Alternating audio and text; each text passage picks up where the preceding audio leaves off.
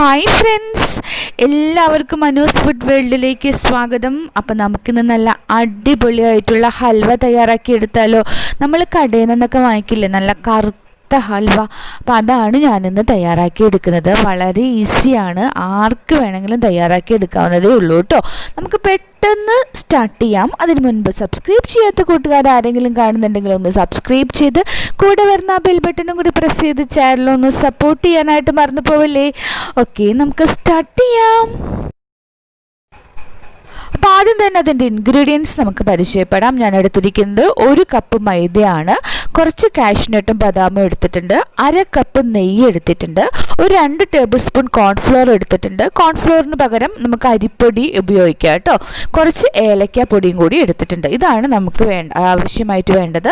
പിന്നെ ഒരു 1/2 കിലോ ശർക്കരയാണ് എടുത്തിരിക്കുന്നത്. 1/2 കിലോ ശർക്കര കുറച്ച് വെള്ളം ചേർത്ത് ഞാൻ ഉരുക്കി എടുത്തിട്ടുണ്ട്.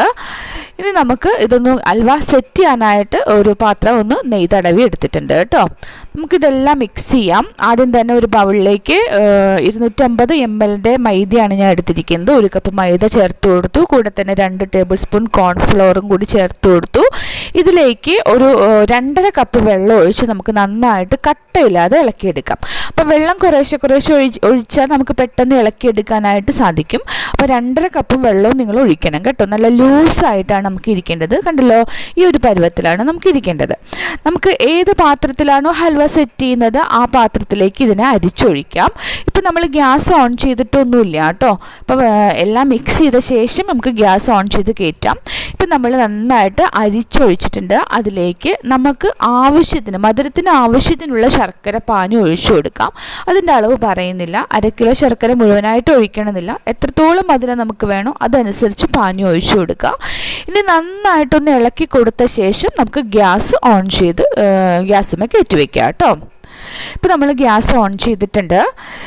ഇനി ഇതൊന്ന് ചൂടായി വരുന്നത് വരെ തീ ഒന്ന് കൂട്ടിയിടുന്നതുകൊണ്ട് കുഴപ്പമൊന്നുമില്ല. പക്ഷേ തീ നന്നായിട്ടൊന്ന് ചൂടായി കഴിഞ്ഞാൽ തീ കുറച്ചിടാനായിട്ട് ശ്രദ്ധിക്കണം. ഇപ്പോൾ ഇതൊന്ന് ചൂടായി തുടങ്ങിയിട്ടുണ്ട്. ചെറുതായിട്ടൊക്കെ ഒന്ന് തിക്കായി തുടങ്ങിയിട്ടുണ്ട്. ഞാനിതിനെ ഒന്ന് ലോ ടു മീഡിയം ഫ്ലെയിമിലോട്ട് മാറ്റിയിട്ടുണ്ട്.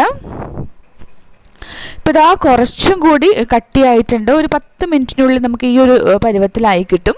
അപ്പോൾ നമ്മൾ ഒരു 2-3 ടേബിൾ സ്പൂൺ വീതം നെയ്യ് ഒഴിച്ചു കൊടുക്കുക. ഇടയ്ക്കിടയ്ക്ക് ഇങ്ങനെ കട്ടിയാകുന്നതനുസരിച്ച് നെയ്യ് ഒഴിച്ചു കൊടുക്കാനായിട്ട് ശ്രദ്ധിക്കണം കേട്ടോ.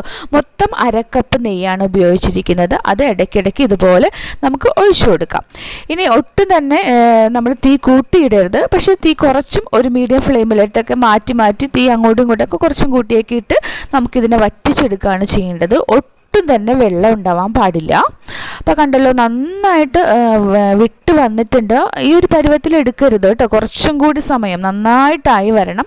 പക്ഷേ ഈ ഒരു സമയത്തിൽ ഇങ്ങനെ ഒരു പരുവത്തിലായി വരുമ്പോൾ നമുക്കിതിലേക്ക് ഒരു 1/2 ടീസ്പൂണോളം ഏലക്ക പൊടിച്ചത് ചേർത്ത് കൊടുക്കാം. അതുപോലെ തന്നെ കാഷ്യൂനട്ടും ബദാമും ഒക്കെ ഒന്ന് ജസ്റ്റ് ഒന്ന് മുറിച്ചെടുത്തതും ചേർത്ത് കൊടുക്കുകയാണ് കേട്ടോ.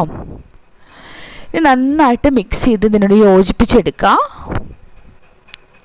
അപ്പോൾ ശരിക്കും പറഞ്ഞാൽ എന്താ കണ്ടല്ലോ, വിട്ട് വരുന്നുണ്ട്. അപ്പം ഈ സമയത്തൊക്കെ നമ്മൾ തീ കൂട്ടിയും കുറച്ചിട്ട് അഡ്ജസ്റ്റ് ചെയ്ത് എടുക്കുക. അടി പിടിക്കാതെ എടുക്കാനായിട്ട് ശ്രദ്ധിക്കണം കേട്ടോ. അപ്പോൾ കണ്ടല്ലോ, നന്നായിട്ട് വിട്ട് വരുന്നുണ്ട്. അപ്പം ഈ ഒരു പരുവത്തിലായില്ലെങ്കിൽ നമുക്ക് ഹൽവ മുറിച്ചെടുക്കുന്ന ഒരു രീതിയിലേക്ക് കിട്ടില്ല. അപ്പം നന്നായി ശ്രദ്ധിക്കുക. കണ്ടല്ലോ, ഇതാണ് നമ്മുടെ ഹൽവയുടെ പരുവം. ഇത്രയും പരുവമായിട്ട് വേണം നമ്മൾ വേറൊരു പ്ലേറ്റിലോട്ട് മാറ്റി കൊടുക്കാനായിട്ട്. അപ്പം നമ്മൾ നന്നായിട്ട് ഇതിൻ്റെ ഉള്ളിലുള്ള വെള്ളം എല്ലാം തന്നെ വറ്റിയിട്ടുണ്ട്. കണ്ടല്ലോ, ഇപ്പം നമുക്ക് കാണുമ്പോൾ മനസ്സിലാവുന്നുണ്ട് നമ്മൾ കടയിൽ നിന്ന് വാങ്ങിക്കുന്ന ഒരു പരുവത്തിലേക്ക് എത്തിയിട്ടുണ്ട്. അപ്പം ഈ ഒരു രീതിയിൽ വരുമ്പം നമ്മൾ നേരത്തെ പ്ലേറ്റ് എടുത്ത് വെച്ചിട്ടുണ്ടല്ലോ, നെയ്യ് തടവി വെച്ച പ്ലേറ്റിലേക്ക് ഇട്ട് കൊടുക്കുകയാണ്. ആ സ്പൂൺ വെച്ച് തന്നെ നമുക്കിതിനെ ഒന്ന് തടവി മുകൾ ഭാഗമൊക്കെ ഒന്ന് മിനുസപ്പെടുത്തി കൊടുക്കാം. കണ്ടല്ലോ, ഇനി നമുക്കിതൊന്ന് തണുക്കാൻ വേണ്ടി വെയിറ്റ് ചെയ്യാം. ഞാനിവിടെ ഒരു 3 മണിക്കൂർ തണുക്കാനായിട്ട് വേണ്ടി വന്നു. നന്നായിട്ട് തണുത്ത ശേഷം വേണം നമുക്കിതിനെ ഒന്ന് കൊട്ടിയെടുക്കാൻ. അപ്പം ഞാനിതൊന്ന് മുറിച്ച് കാണിച്ചു തരാണ്. അപ്പം അതിൻ്റെ ഒരു പരുവം നിങ്ങൾക്ക് മനസ്സിലാവും. നമ്മൾ കടയിൽ നിന്നൊക്കെ വാങ്ങിക്കുന്ന ശരിക്കും അതുപോലെയുള്ള ഹൽവയാണ് നമ്മൾ തയ്യാറാക്കി എടുത്തിരിക്കുന്നത് കേട്ടോ. കുറച്ച് സമയമെടുത്ത് തന്നെ നിങ്ങൾ ചെയ്യണം. എങ്കിലാണ് നമ്മൾ വിചാരിക്കുന്ന ആ ഒരു പെർഫെക്റ്റ് ആയിട്ടുള്ള ടേസ്റ്റ് നമുക്ക് കിട്ടുള്ളൂ.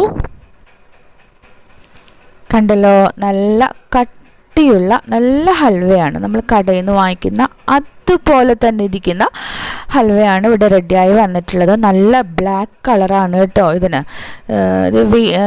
നമ്മുടെ ഇത് കണ്ടോ, നല്ല കളറല്ലേ. ഓക്കെ, ഇത്രയേ ഉള്ളൂ. വളരെ ഈസി ആയിട്ടുള്ള വളരെ ടേസ്റ്റി ആയിട്ടുള്ള നമ്മുടെ ഹൽവ ഇവിടെ റെഡി ആയിട്ടുണ്ട്. കൂട്ടുകാരെല്ലാവരും തന്നെ ട്രൈ ചെയ്ത് നോക്കണം. ഇഷ്ടപ്പെട്ടാലൊന്ന് ലൈക്ക് ചെയ്യാൻ മറക്കരുത്. നിങ്ങളുടെ അഭിപ്രായങ്ങളും എന്തെങ്കിലും നിർദ്ദേശങ്ങളൊക്കെ ഉണ്ടെങ്കിൽ അതെല്ലാം തന്നെ കമൻറ്റ് ബോക്സിലൂടെ പങ്കുവയ്ക്കണം കേട്ടോ. അപ്പോൾ നിങ്ങൾക്ക് ഈ റെസിപ്പി ഇഷ്ടപ്പെട്ടാൽ നിങ്ങളുടെ കൂട്ടുകാർക്കും കൂടി ഈ വീഡിയോ ഒന്ന് ഷെയർ ചെയ്ത് കൊടുത്ത് നമ്മുടെ ചാനലൊന്ന് സപ്പോർട്ട് ചെയ്തേക്കണം. സബ്സ്ക്രൈബ് ചെയ്യാത്ത കൂട്ടുകാർ ഇനിയും കാണുന്നുണ്ടെങ്കിൽ ഒന്ന് സബ്സ്ക്രൈബ് ചെയ്ത് കൂടെ വരുന്ന ബെൽ ബട്ടണും കൂടി പ്രസ് ചെയ്ത് ചാനലൊന്ന് സപ്പോർട്ട് ചെയ്യാൻ മറന്നു പോവല്ലേ. ഓക്കെ, അടുത്ത ദിവസം നല്ലൊരു റെസിപ്പിയുമായി ഞാൻ വേഗം വരാം. താങ്ക്